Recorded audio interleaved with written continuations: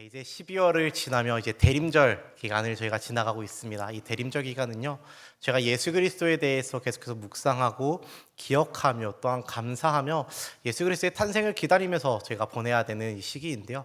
그래서 저는 오늘 말씀을 통해서 예수 그리스도에 대해서 좀 이야기 나누고자 합니다. 저희가 너무나도 잘 알고 있는 임마누엘이라는 이 말, 그리고 이 징조가 임마누엘이라는 이 단어가 처음 사용되어진 이사야서의 말씀을 가지고 좀 말씀을 풀면서 이야기 나누고자 합니다. 네, 혹시 죄송합니다. 말씀을 나눈 게 없어서 혹시 오늘 찬양하는데 너무 은혜가 돼가지고 제가 너무 은혜가 돼가지고 찬양 후에 예수 피밖에 없네 찬양 준비해 주시면 찬양팀 감사합니다. 부탁드리겠습니다. 네, 함께 좀 말씀 나누도록 하겠습니다. 오늘 본문의 말씀은 이사야서 말씀입니다. 이사야서의 말씀은요, 이제 대부분 이제 예언으로 되어져 있는 말씀인데요. 이사야라는 선지자에 대해서 먼저 좀 말씀을 드리면은 남유다의 우시야 왕이 이제 죽던 해부터 하여서 므낫세 왕이 이제 즉위하여서 통치하던 그 시기 중간까지 있었던 유다의 그 선지자가 이사야 선지자입니다. 성경에서 봤을 때 정말 긴 말씀을 가지고 있는 66장이라는 정말 긴 말씀을 가지고 있는 것이 이사야서인데요.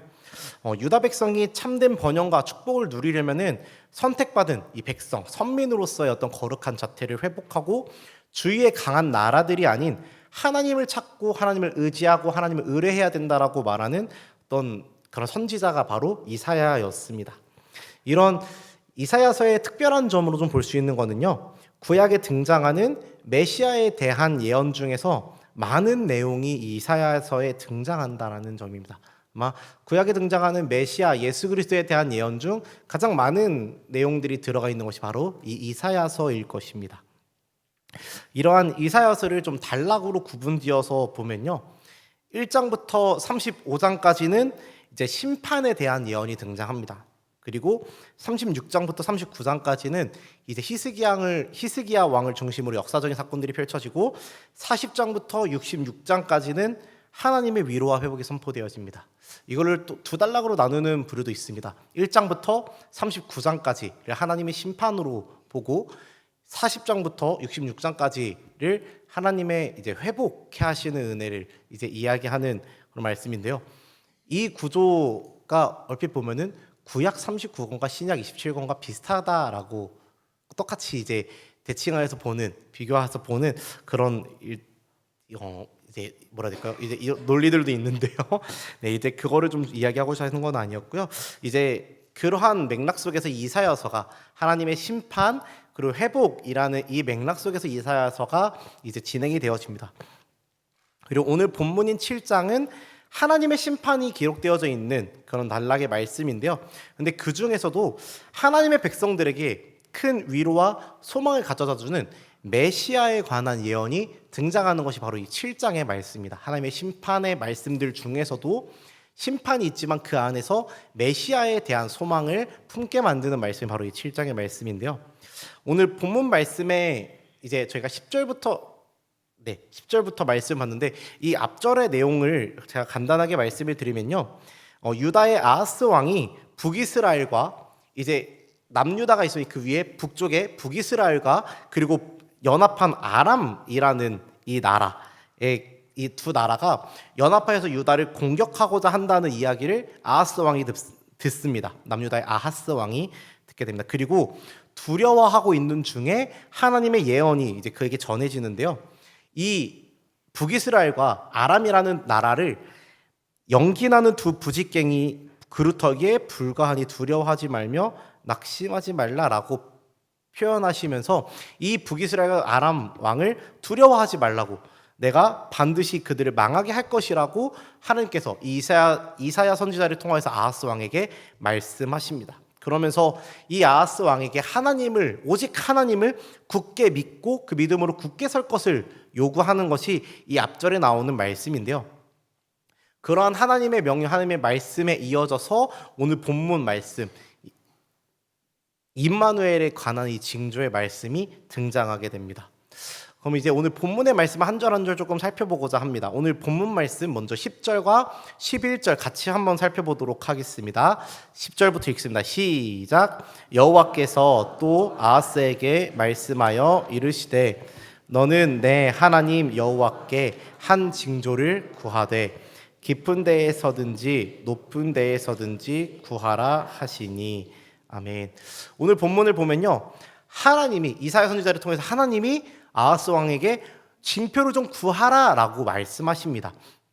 아하스 왕이 먼저 징표를 구하자. 하나님 저한테 증거를 좀 주세요. 하나님 저한테 징표를 좀 주세요라고 구하지 않았고요.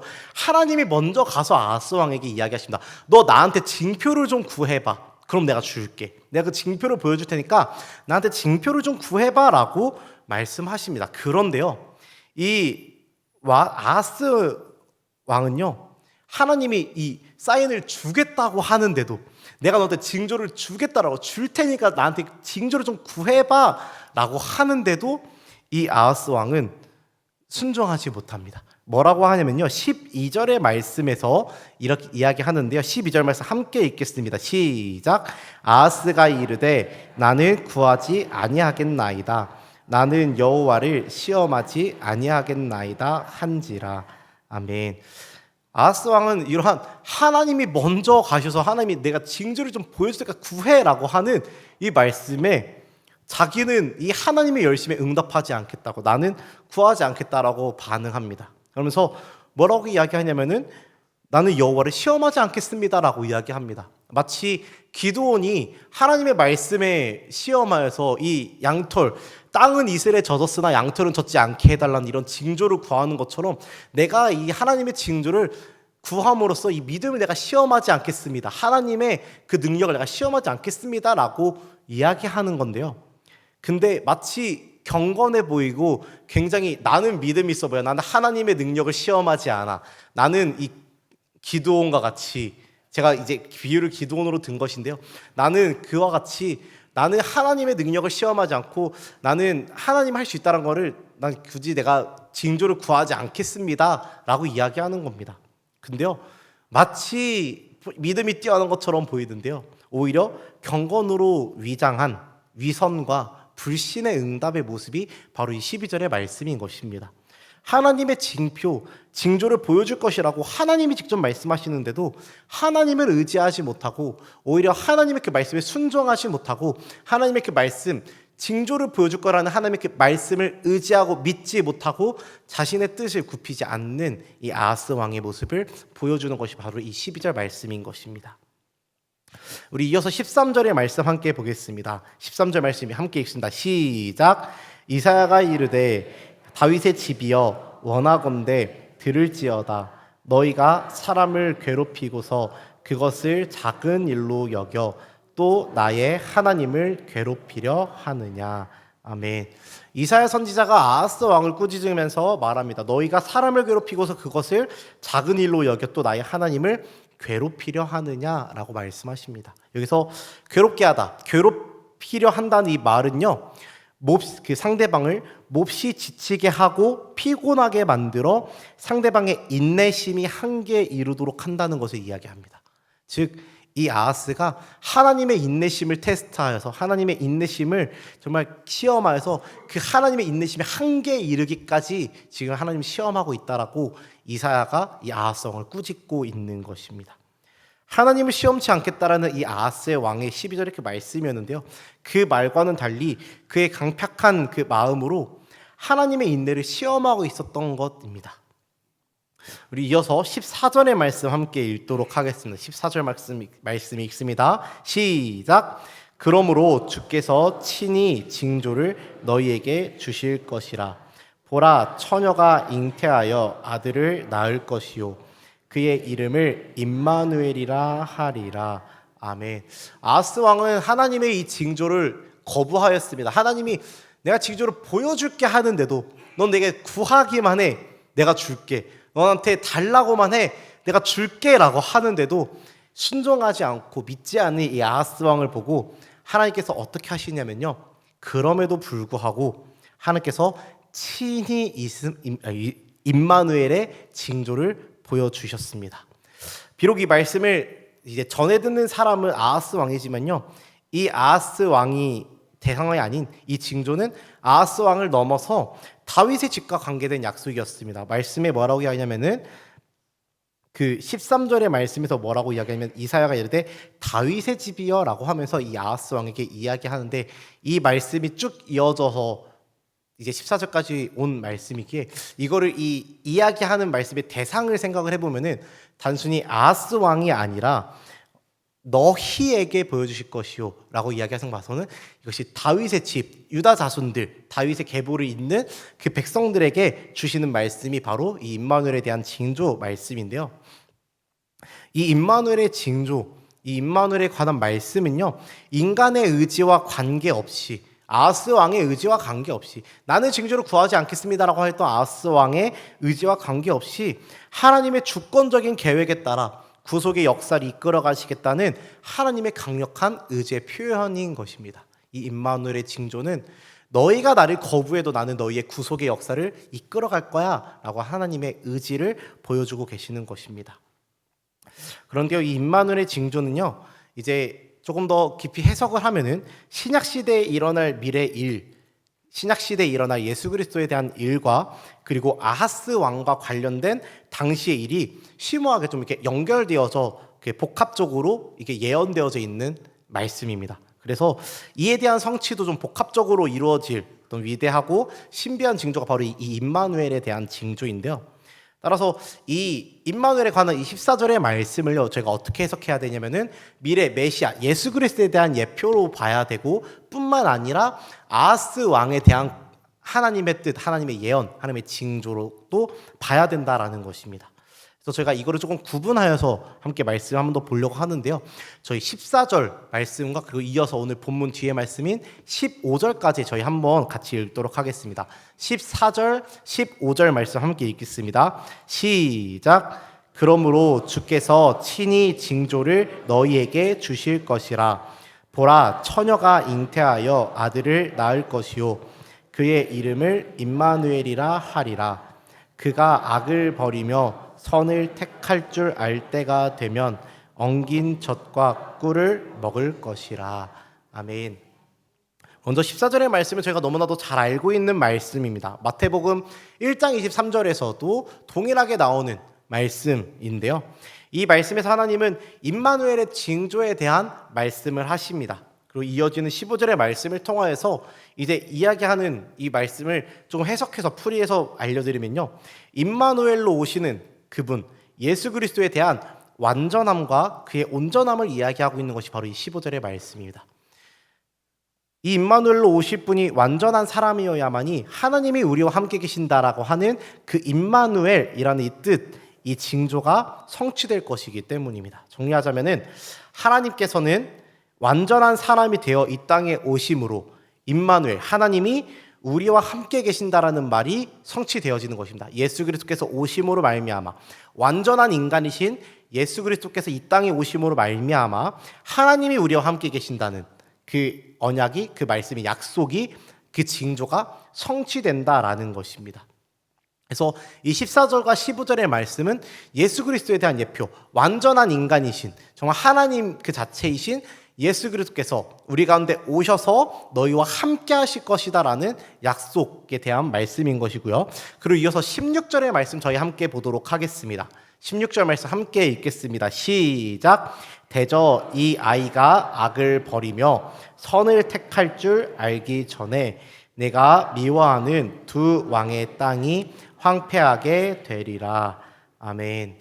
네, 이 말씀에서 보면 이제 아이가 나오는데요. 여기서 이 아이는 이게 그냥 맥락대로 보면은 14절 15절에서 나오는 임마누엘 처녀를 통해서 나올 아이를 이야기하는 것처럼 보이는데요. 그 미래에 오실 메시아, 그 아이를 이야기하는 것이 아닌 그냥 일반적인 갓난 아기에 대해서 이야기를 하고 있는 것입니다. 그래서 이 아이가 악을 버리며 선을 택할 줄을 알기 전에 라고 이야기를 하는데, 이것은 즉 아이가 태어나고 자라서 이제 옳고 그름을 가릴 수 있는 그런 분별력을 가질 때를 이야기하는 것입니다. 그리고 이때를 이제 신학적으로 이제 봤을 때 이제 풀이되는 것들을 봤을 때 약 12세에서 13세라고 이야기를 하고 있습니다. 그래서 12년에서 13년이 지난 후쯤에는 이제 하나님께서 아람과 이스라엘을 멸망시킬 것이다. 두 왕, 네가 미워하는 두 왕, 아람 왕과 북이스라엘의 두 왕이 이제 멸망하고 그 땅이 황폐하게 될 것이다라고 예언하는 말씀이 16절의 말씀인 것입니다. 이 아이가 자라나서 선과 악을 분별할 줄 아는 대략 12에서 13세라고 하는데, 이만큼의 기간, 아이가 태어나고 자라는 이만큼의 기간이 지난 후에, 즉 12년에서 13년이 지난 후에 아수르의 손에 이스라엘과 아람 왕이 멸망할 것에 대해서 예언하시는 말씀입니다. 그리고 실제로 12년에서 13년 후쯤에 이 예언이 있고 12년에서 13년 후쯤에 아람과 이스라엘은 아수르의 손에 멸망하게 됩니다. 이제 앞서 이야기한 이 두 가지 해석에 대해서 좀 결론을 이야기하고자 하는데요. 오늘 읽은 본문과 이어서 이제 16절까지의 말씀을 통해서 이사야가 이야기하는 징조, 이 임마누엘에 관한 징조는 이제 두 가지입니다. 첫 번째는 메시아에 관한 징조이고요. 그리고 두 번째는 아수르에 의해서 아람과 북이스라엘이 멸망할 것에 대한 징조, 이렇게 두 가지를 이야기하고 있는 것이 바로 이 오늘 본문에서부터 16절까지 이어지는 말씀의 내용인 것입니다. 하나님이 아하스 왕에게 보이신 임마누엘의 징조는 이제 두 부분으로 나눠지지만, 근데 이 징조에 뚜렷한 공통점이 하나가 있습니다. 뚜렷한 공통점이 있는데요. 이 징조를 통해 하나님께서 뚜렷하게 나타내시고자 하는 하나님의 뜻, 그것은요 뭐냐면요, 하나님께서는 구원이시다라는 내용입니다. 하나님께서 구원자시고 결국 하나님이 구원하실 것이다라는 것에 대한 징조라는 것입니다. 첫 번째로 하나님께서는 사망과 죄악의 공격으로부터 하나님의 백성, 하나님의 자녀들을 구원하실 것이다라고 말씀하시는 것이 바로 이 임마누엘에 대한 징조이며, 두 번째로 유다에게 있어서, 남유다 땅에 있어서 두 왕, 아람과 이스라엘의 두 왕들의 손에서 유다를 구원하실 것이다라고 하는 것이 바로 이 임마누엘의 징조라는 것입니다. 이 임마누엘에 대한 징조는 두 가지, 메시아 예수 그리스도께서 오심으로 말미암아, 이 임마누엘 예수가 오심으로 말미암아 이제 하나님의 자녀들, 이 구원받은 우리가, 이제 그 죄악 가운데 빠져 있던 우리가 이 예수 그리스도를 통하여서 구원을 받게 될 것이다라는 징조로서 내가 예수 그리스도를 이렇게 보내시겠다라는 거고, 또 이 임마누엘이라는 표현, 이 말씀을 통해서 아하스 왕에게 하시는 예언은 내가 너의 구원자가 되어져서 북이스라엘과 아람 왕으로부터 너희를 구원할 것이다라는 약속이 이 말씀 안에 담겨져 있다라는 것입니다. 그리고 이 임마누엘로 오신 예수 그리스도는요, 오늘날 우리에게도 똑같이 말씀하십니다. 하나님이 우리의 구원자시다라는 것을 이 임마누엘 예수 그리스도를 통하여서 우리에게 보여주시는 것이고, 우리에게 펼쳐서 그 징조로서 보여주시는 것입니다. 하나님은 우리의 구원자이십니다. 이 사실 믿습니까? 이에 대한 징조로 하나님은 우리를 구원하실 것이다라는 것에 대한 징조이자 약속으로 완전하시고 온전하신 예수 그리스도를 이 땅에 보내셨습니다. 그리고 예수 그리스도를 통하여서 죄악과 사망 가운데 빠지게 된 우리에게 구원이 임할 것이다라는 것을 보여주신 것입니다. 참으로 감사한 거는요, 우리가 아무리 거부해도 하나님이 보여주신 이 임마누엘에 대한 징조, 하나님의 이 징조는요, 그리고 하나님의 이 구원은 이미 우리 가운데 이루어졌다라는 것입니다. 우리에게 이미 이루어 주셨다라는 것입니다. 아하스 왕은 하나님이 내가 너에게 징조를 보여줄게 해도 이 징조를 거부하였습니다. 근데요, 이 거부에도 불구하고 하나님께서는 친히 징조를 보내주십니다. 우리가 하나님 저 예수님 필요 없어요, 하나님 저 예수님 저 그 구원자 필요 없어요 라고 우리가 아무리 거부해도 하나님께서는 이미 친히 우리에게 예수 그리스도를 보내셨습니다. 이제 이 징조를요, 우리가 아하스 왕과 같이 믿지 못하고 인간적인 것들을 끝까지 붙들고 살아갈지, 그리고 이 징조를가 믿음으로 받아들이고 이 징조를가 믿고 그 믿는 믿음으로 살아갈지에 대한 것은 이제 우리에게 달려져 있는 것입니다. 임마누엘 예수 그리스도와 구원을 보이시고 그리고 약속하신 하나님의 구원 계획을 온전히 믿고, 그리고 이 징조 임마누엘의 징조를 취하며 하나님이 우리와 함께 계실 것이다, 하나님이 너희를 구원하실 것이다 라는 이 징조를 취하며 살아가는 모든 성도님들이 되시기를 간절히 소망하고 축복합니다.